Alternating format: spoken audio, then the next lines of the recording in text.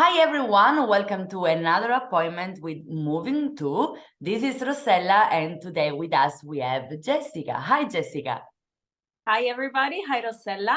How are you? Very good. Very happy to be here with you today. Very happy that you accepted to talk to us. So today we are gonna deep dive a little bit on the experience to move to Dubai, super luxurious city. And I'm sure there are a lot of curiosity that people have about it. So I am very, very curious to know a little bit more how is the process and the procedure to move there. But first, I would like to introduce you a little bit. So everyone can find Jessica on Instagram with the nickname Coach Jessica Morari. You actually are a coach. You are supporting and helping expat people moving abroad. How do you support expat people? Well, actually, being an expat myself for the past 8 years gave me a lot of insight of the struggles of being abroad. So when I moved to Dubai, the first thing that I did was this. How can I help people to settle down? How can I help people to manage their emotions? We know that when you move abroad, when you leave abroad, or when you go back home from an experience abroad, you go through a lot. So it's very challenging from an emotional point of view. And what I do is to help you to manage these emotions, to get along with what you feel, and to live successfully whatever you want to do. Okay, that sounds very, very nice, interesting, and also kind, because it's true.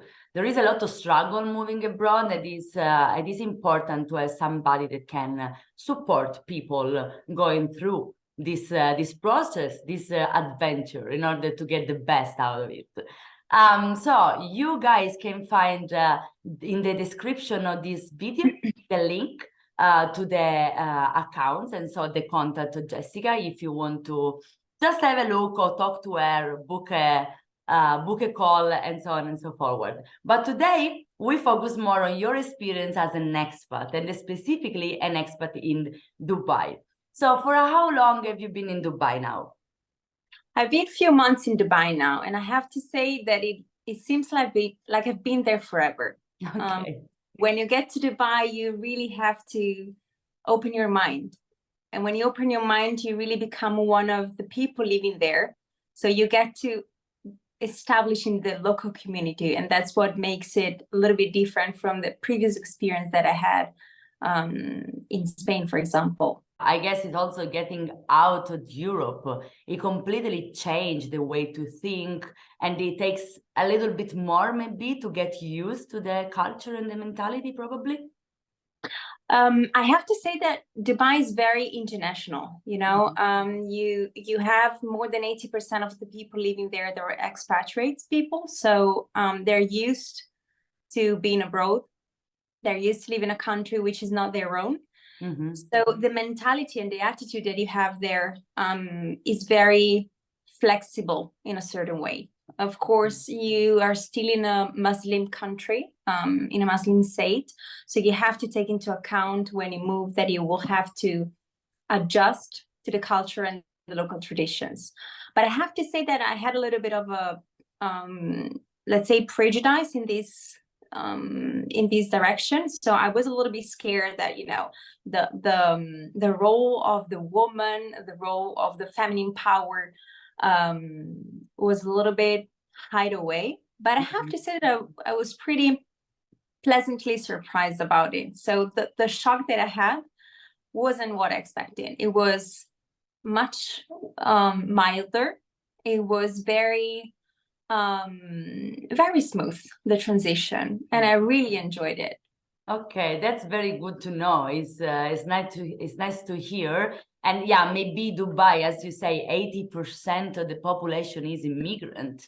So it makes a big difference. Maybe there are other Emirates that are a bit different and more traditional in their culture than Dubai. So 80% of people that are living there are immigrants, and I guess that they all had to go through the procedure to get registered there. Definitely coming from another country, you need the visa, I believe. And I bet that there are different kinds of visas there. What do you know about it? What you can tell us about it, about the visas? Well, immigration is taken very seriously in the Emirates. As you said, the documentation that you need to have is very strict, and you need to follow the procedure as they come. No shortcuts and nothing else that you can do. Either you have a visa or you don't. Okay. You have different type of visa where you can stay in Dubai. So the easiest way to go there is the tourist visa. So everybody that owns an European passport, for example, can move to Dubai for a maximum of 90 days in a row and stay over there. So you have 90 days of stay in the country within 180 days. So 3 months in 6 months. When this time expires, you have to go back to your country, or at least exit the country. You're not allowed to stay in the country anymore. I'm not sure, to be honest, which kind of measure they have in place. I know that there are fines that you get if you are caught with your visa expired. I actually wouldn't like to find myself in the situation because, you know, government is very strict on this. So I wouldn't go not even one day later in case that I have this kind of visa. Yeah. So the duration of the visa, it depends on the nationality and from the country that you come from. So the European passport, as I said, it's 90 days. You don't need to make it in advance. You just go, you just take your flight, get to the airport, and over there they issue your instant visa. You don't need to do any other procedure just to visit the country. Okay. I know that there are other countries that have shorter times. Some of them, they have 30 days, some of them have the 15, but it depends a little bit on your country. So if you want to do a certain move, it's better that you check it with your embassy. It's much easier. Yeah, I will put also some links in the description in order that people can just check and know the exact procedure based on their situation, or in this case, the passport that they hold. To work there, I guess that the visa then is different. What kind of visa do we have? You have a working visa, which is also a resident visa. Okay, to be in Dubai, to legally work in Dubai, you have to have a visa. So in this situation, it's basically your employer who makes all the application and all the procedure that they need to issue your visa. It can take up to a few days. It can take longer to issue the visa. It depends a little bit on the situation, on the volume of the applications that they have, on the power that the company has in the country. But I have to say that they're very efficient. In general, bureaucracy in the Emirates is quite efficient. You also have another type of visa, which is the freelance visa. In that case, you can work in the country as a freelancer. You will have to pay a certain amount of money to gain this kind of visa, and you can both work and live on the country for a certain period of time. Okay. So basically you had to give proof that you are able to live there and to, basically pay your bill and have a decent life, both with your current job as a freelancer, but also probably what you have saved in your bank account, I believe, is normally. Yes, they always make sure that the people coming into the country can afford to live there, let's say, can actually improve the situation of the country as a workload, for example, so working somewhere else, or as an entrepreneur or as a freelance, but they have to be actively contributing. You can also live in Dubai with a sponsorship from somebody else. It can be a friend, it can be your family. And in this case, you pay a certain amount of money and you will just live there. You cannot really do anything else. Okay, and then you can apply for your work permission afterwards. Exactly. Okay. But usually all the visa that you have for working there are taken care by the HR department that you have in the company that is going to hire you. Okay. Do your employer take care also your health insurance? How does the health system work over there? And is it expensive? Is it private? How does it work? There is no public health. So the kind of system that we have, for example, in Italy or in Spain, we don't have it in the UA. So it's all private. The employer has to issue a healthcare policy for you when you come to work. So it's usually included in the packages that they offer you when you get to work. It's actually one of the conditions that they offer you in your contract, working contract. They have wonderful hospitals. I have to say that we had the opportunity to explore one hospital in one of the situation, and it was really good, good professionals, very focused and absolutely prepared and well trained. So absolutely positive the experience. I hope that I won't have to use it any longer. It was of course a minor issue, but positive. It's plenty actually of hospitals and private clinics. So there is a good focus on what's health in general. Okay. And of course, it is included in the package if you're working for somebody. But if you work as a freelancer, I believe you must have to pay it. You must pay it by yourself. Also, if you go as a tourist, actually, you have to have a health insurance. One of the main things that I can ask you at the airport, it hasn't occurred to me yet. Every time that I fly, they never ask for the insurance, but actually it's one of the requirements is that you have an insurance in case anything happens. And after COVID, they've also introduced the rule that it has to cover COVID situation in case that you have anything. Okay. Yeah. Okay. Makes sense. Makes sense. After that, everyone want to be prepared in case it happens again. We hope not, but we need to be prepared. You have any idea how much this insurance will cost?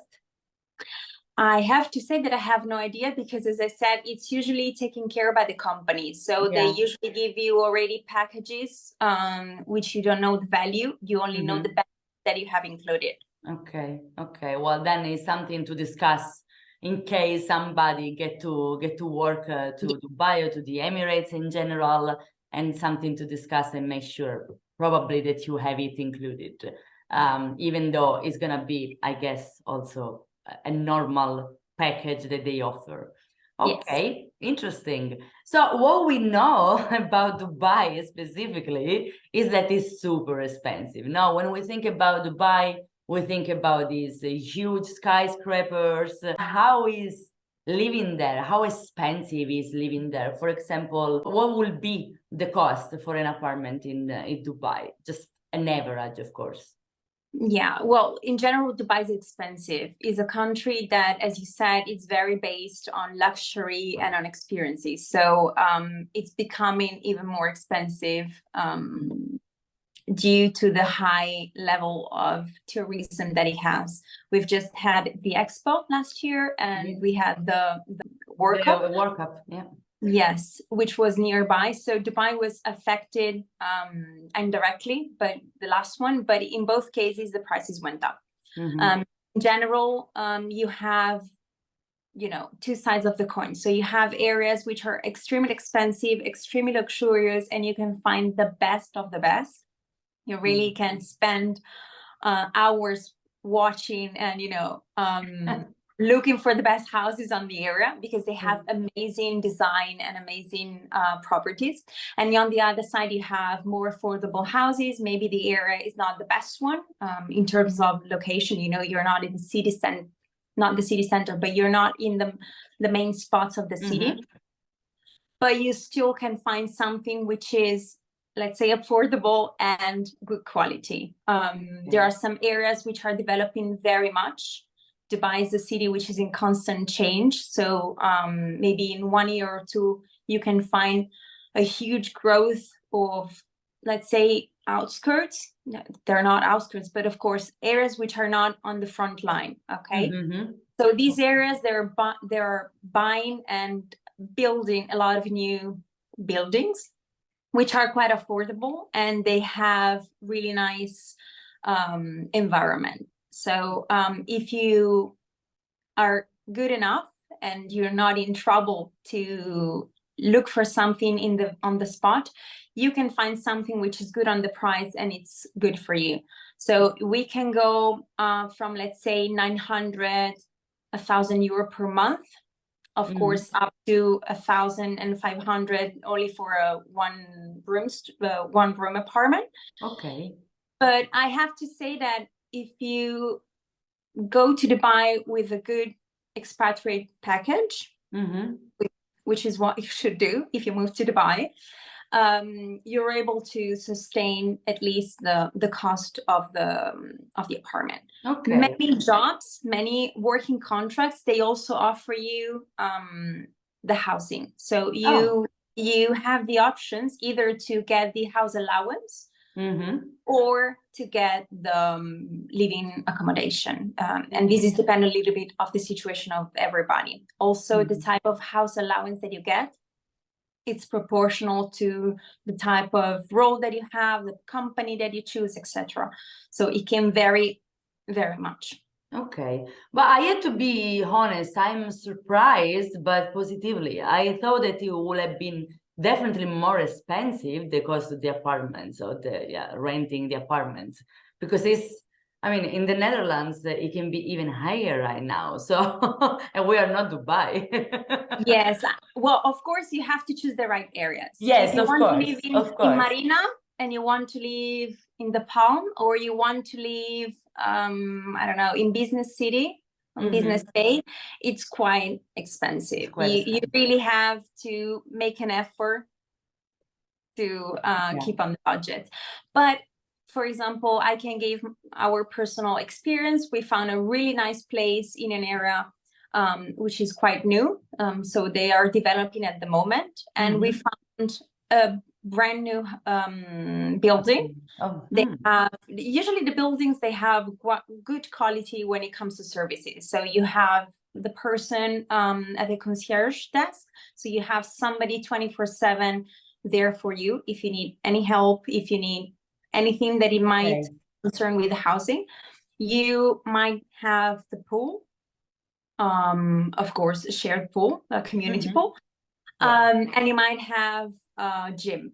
Okay, not bad. So no, we were lucky enough to find something which was really good from a quality point of view with an affordable price. The more you look for, the more you will find. But it depends also on the period where you want to rent. I believe that also maybe the most touristic period is the most difficult in general for any kind of business to make, because they are so busy with all the tourists, all people that are coming. Prices in general are growing, so then are rising. So of course they make it a little bit more different. Let's say that with a little bit of research and patience, you can find something affordable, but there is also this very good thing that is the package that comes with work, with your new job that you're gonna have there, that can also include the allowance for the apartment. That's very nice, cool. Yeah. And you were saying something before offline. So what about the bills? All the expenses are normally included or excluded, or it really depends on the case, and how much people have to pay more or less for the expense? I have to say that I was quite shocked with the billing of one thing in specific, which was the internet and the Wi-Fi and the phone, because it's much more expensive to what I've been used to in Europe. So we are talking about 170 per month, which for me was quite high. But then for the rest, you have two separate things. So you have the utilities that it goes together, let's say the AC, water, and electricity. Usually the AC is already installed in the building, so you pay a different bill. It's separated. But I have to say that it's okay. I mean, we managed to go together in, let's say, 400 euros per month when it comes to utilities. So it's okay. It depends on the use that you do. It depends on the area and also on the type of contractor that you have. There are two main companies that deal with AC, for example. So you can't really choose if it's city or in the building. So, but it's manageable. Okay, yeah, and I also believe the AC is so much needed in Dubai. I mean, you cannot live without. Come on. No. Actually, the air conditioning for me is a symbol of Dubai. You can't experience Dubai if you haven't experienced the AC levels that they use. They have air conditioning everywhere. In the beach club, open air. Still they have air conditioning. So I really struggled at the beginning. I was feeling a little bit weird about it. Yeah, of course. I mean, like if it's open air, why you need the aircon? I mean, it's a waste, but okay.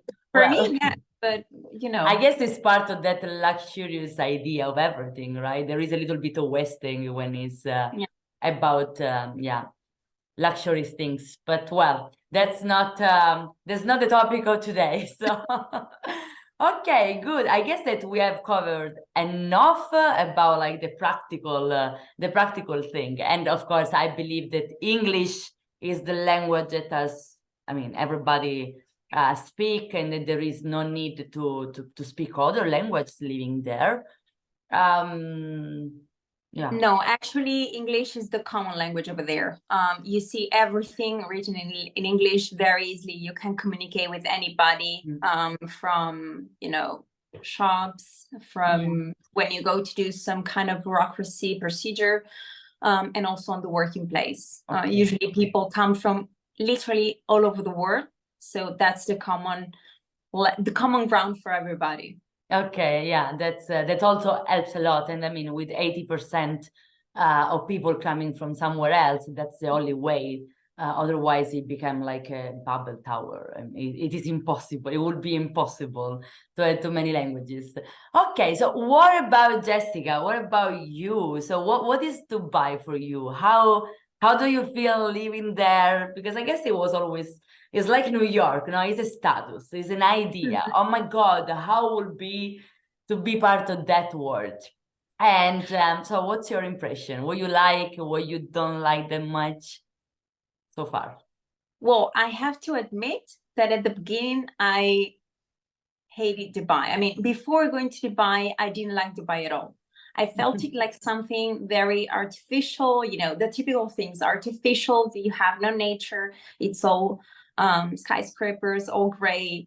No, that's not true. All gray, I mean, because of the buildings. But I have to say that the impression that you have when you actually are in Dubai, it's quite different, or at least it was for me. I really felt a vibrant attitude. It's very vibrant. I don't know how to describe it in a very professional way, so I'm going to use this word vibrant. It has a very entrepreneurial mindset. You are constantly stimulated to do things, to improve, to become a better version, from a personal point of view, from a professional point of view, from a financial point of view. You have a lot of inputs and a lot of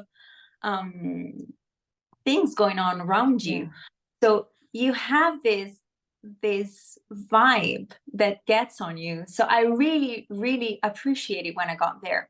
Okay, cool. So it's also very challenging, I believe, but in a good way. Yes, it's a very challenging market in general.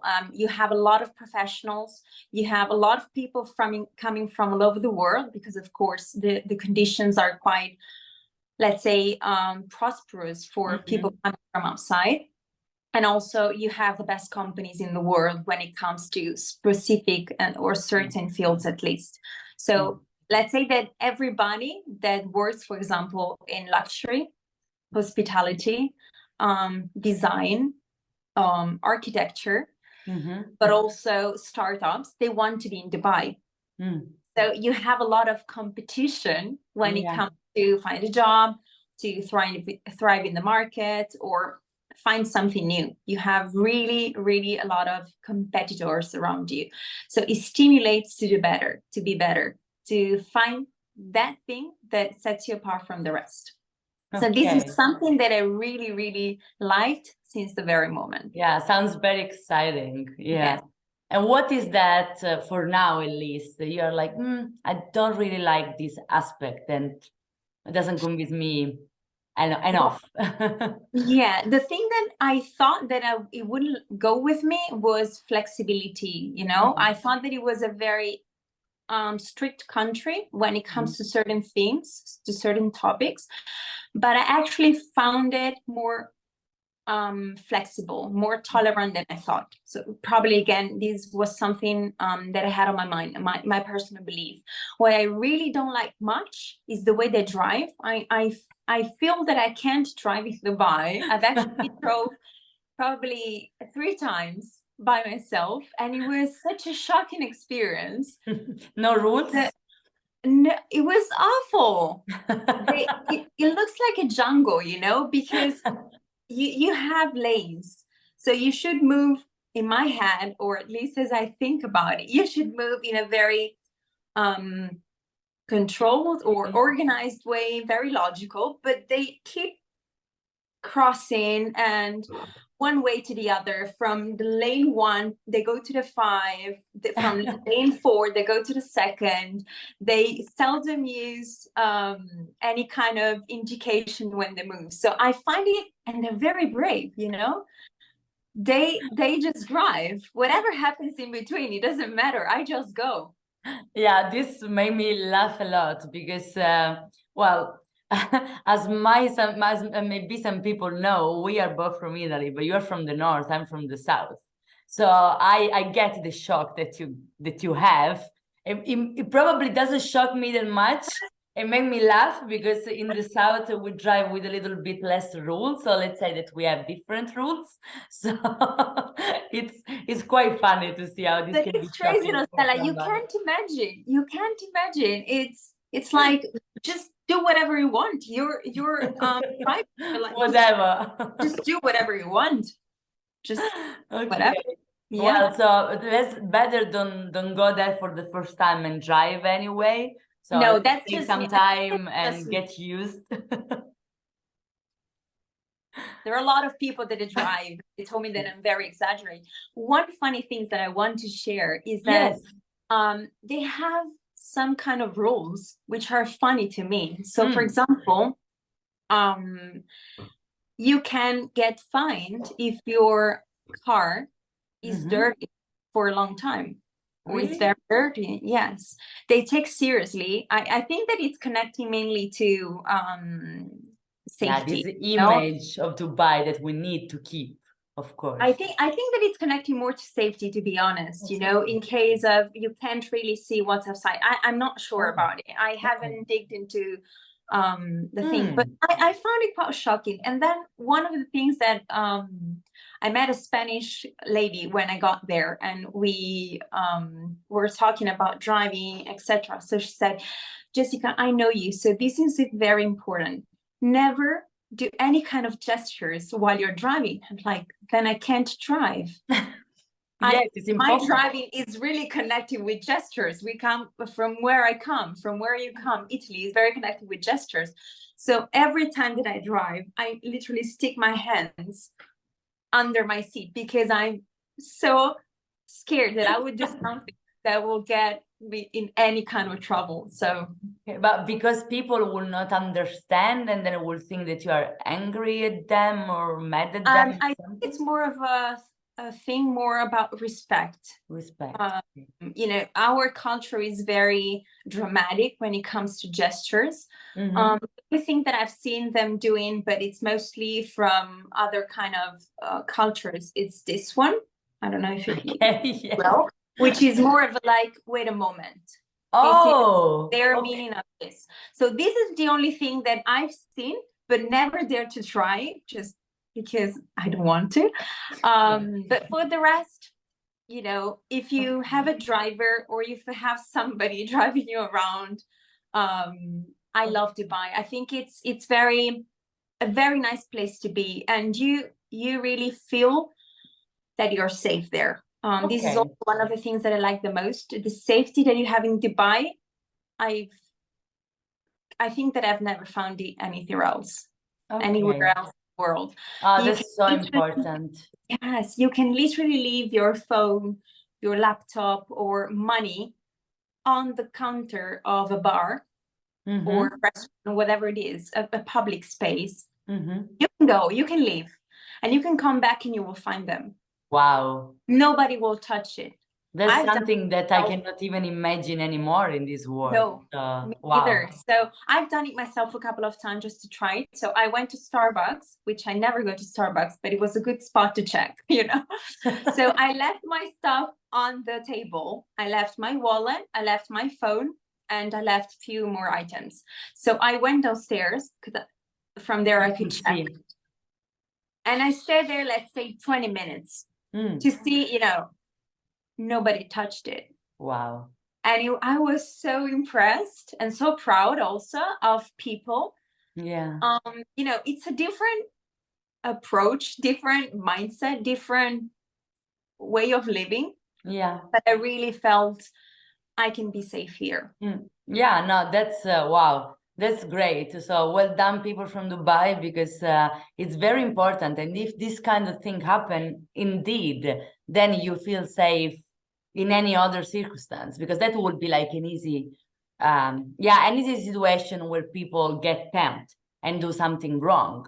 So if they don't do that, it means that there is something in their culture, in the culture of the place, and then all the people that move there, that go there, adapt to that, and they just don't do it, which is great. That's nice.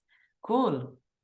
So Jessica, before we wrap up, from your coach point of view, what you would like to say to the people that are listening and they are thinking to move abroad, not necessarily in Dubai, but just moving abroad? What would you like to say? Well, my first advice is do it always. Moving abroad, it's always a great idea. I mean, you get to experience something which you would never do if you stay back home or if you stay in a country where you've been for a long time. Second, it would be to find a professional. So somebody, it can be not me, you can choose anybody else, but somebody to help you to go through the different stages. Every expatriation has 4 different stages, which are the main ones. And every stage has certain specific emotions that go together with that stage. So it's important that you know how to deal with them. Otherwise, I know a lot of people that they've reached the second stage or a certain stage where they didn't feel comfortable with the situation. They'd lost the initial thrilling and enthusiasm that they had, and they wanted to go back home. Yeah. And I'm like, wait a minute. You're not wrong. You didn't make the wrong decision. Yeah. You're just in a moment of you need to adapt, you need to settle down, you need to get rid of all the expectations that you had. Sometimes we have a lot of expectations when it comes to new experiences. And then we can start from there. But once that we've done all the work, if you still feel this is not the choice for you, you're free to go back. But don't miss this opportunity just because of you don't feel you're getting what you wanted. So yeah, I think that this is very important. And then one of the things is that moving abroad is really a boost for your career. I feel that really improves your brain, and that reflects on your professional development. So you can get more skills, you can get better quality of job, you can get to work in the countries that allow you to have a better quality of life or a better role, if that's what you're aiming for. You can get better everything. Actually, I always think that the employability when you move abroad really boosts. Sometimes it's not necessarily in the same field, because I know that there are certain countries that have a little bit more difficulties when it comes to convert titles, education, and all the bureaucracy. But that can also mean that you can readjust your career. Maybe moving abroad is a good moment to reinvent yourself, to really do what you aim to do, which you desire, what you feel that's your real purpose in life. So I really, well, we both have relocated many times. So we are advocating for living abroad, but Definitely. I think really that it's something that enriches your life and makes it better. So do it. I totally agree. I mean, you could not say it better. And also, I believe that one of the reasons why you get, after living abroad or while living abroad, you also get more chance on your career. It's just because you gain a kind of trust and believing on yourself. Yes. Because you did it. And you did it probably alone. I mean, even if you were with someone, but you went through that process, that cultural shock, the 4 phases and everything, and you did it. Nobody else can do it for you. So then I guess you have a trust on yourself that make possible that you start to think differently about yourself too and what you can do, and that's very important. Absolutely. You develop different skills, let's say also interpersonal, but also soft skills that really changes you. They create a revolution in you. You learn how to communicate better, or at least you improve it. You learn to be on yourself. You get to know yourself better, which is something we don't usually do. You learn to deal with solitude. You learn to deal with different culture. You learn to